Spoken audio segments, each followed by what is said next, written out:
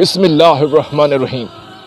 پہلے آپ سب کو عاشقان فرید کو مبارک ہو کہ دربار حضرت خواجہ غلام فرید رحمۃ اللہ علیہ کھول دی گئی ہے۔ تمام عاشقوں کو دل سے مبارک ہو۔ آج جو میں آپ کے سامنے بات لایا ہوں بڑی ہی اہم بات ہے۔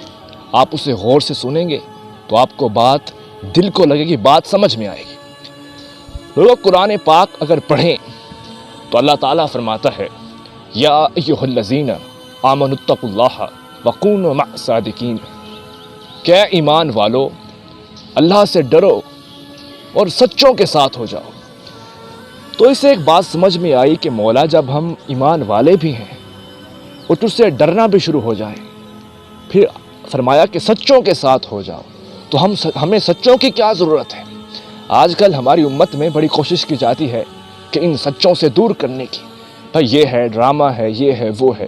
میرا ایک سوال ہے، بھائی ٹھیک ہے آپ ان لوگوں سے لوگوں کو دور کریں جو فوٹو کاپی ہیں، جو ان کی کاپی بن کر لوگوں کو لوٹتے ہیں، ان لوگوں سے آپ ان کو دور کریں۔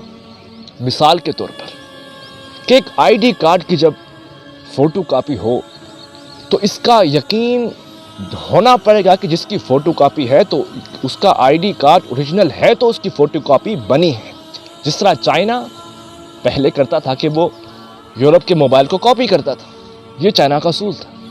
اب چائنا جس کی موبائل کی کاپی کی، اس کا مطلب کہ اوریجنل ہے جس کی کاپی ہوئی۔ کاپی ہوتی ہی وہ ہے جس کا اوریجنل وجود موجود ہو۔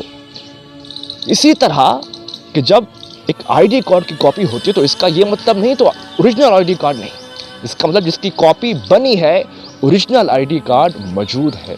جب ایک کاپی موبائل بنتا ہے تو اس کا مطلب ہے کہ اوریجنل موبائل موجود ہے۔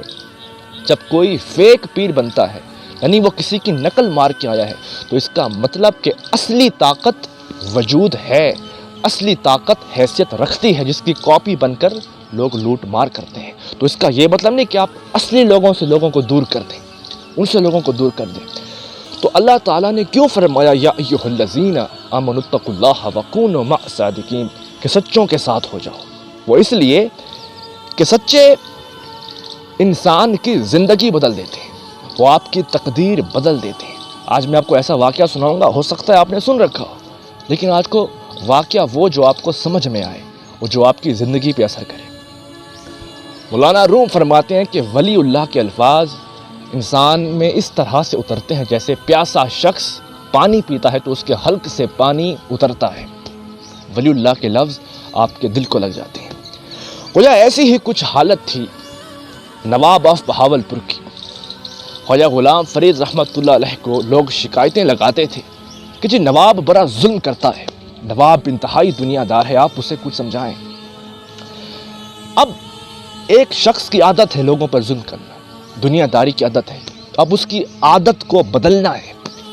جب آپ اسے کوئی پیغام بھیجیں گے اسے سمجھانے کے لیے تو یقیناً کسی کی عادت کو بدلنا ہو تو کوئی لمبا چوڑا آپ کو لیکچر دینا ہوگا یا کوئی لمبی کتاب رکھنی ہوگی، تب وہ جا کے اس کا وجود، اس کی عادت بدلے گی۔ لیکن تاریخ گواہ ہے کہ ہوا کیا؟ خواجہ غلام فرید رحمۃ اللہ علیہ نے صرف 4 لفظوں کا خط لکھا اور وہ 4 لفظوں کا خط روانہ کر دیا نواب کے پاس۔ جب وہ خط نواب کے پاس پہنچا تو اس نواب نے جب خط کھولا تو اس پہ صرف 4 لائنیں لکھی تھی، صرف 4 لائنیں۔ کیا تھا؟ صادق زیر تھی زبر نہ بڑھ متاں پیش پوری۔ یہ 4 لفظ اس کے پڑھنے تھے کہ اس کی زندگی بدل گئی۔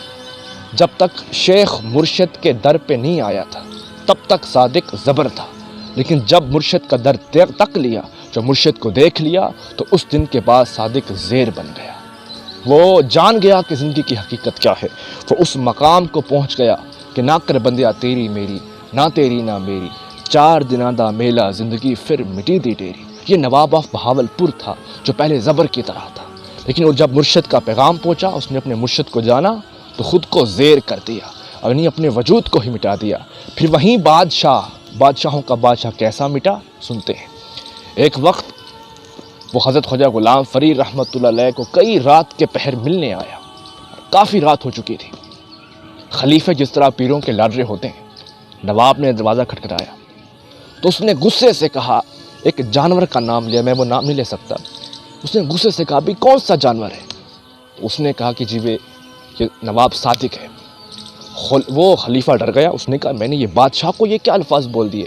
اس نے دیوار سے چھلانگ لگائی اور بھاگ گیا وہاں سے۔ یہاں تک کوئی اور خلیفہ آ گیا، دروازہ کھل گیا، لیکن تب تک نواب اندر نہیں آیا۔ اس کی آرمی سب نواب نے حکم دیا کہ اس بندے کو ڈھونڈ کے لاؤ۔